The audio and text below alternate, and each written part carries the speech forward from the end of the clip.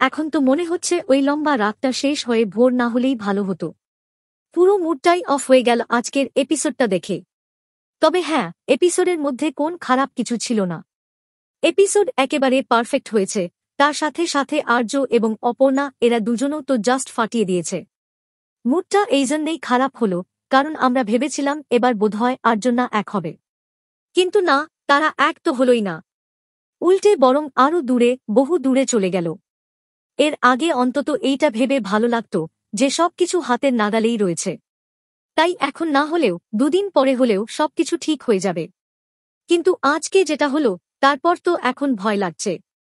আর সত্যি বলতে কি, এখন শুধু বারবার এটাই ভাবছি যে কিঙ্কর ওই ভোররাতে আর্যর বাড়ি গিয়ে তাকে কি এমন ঘোল খাওয়ালো। মানে যেই লোকটা অপর্ণার কথা ভেবে ভেবে ঘুমাতে পর্যন্ত পারছিল না, সেই লোকটাই কিনা সকাল হতে না হতেই পুরো 180 ডিগ্রি ঘুরে গেল। দেখো, আমরা এটা তো বুঝতে পারছি যে এর পেছনে একটা বড় কারণ রয়েছে।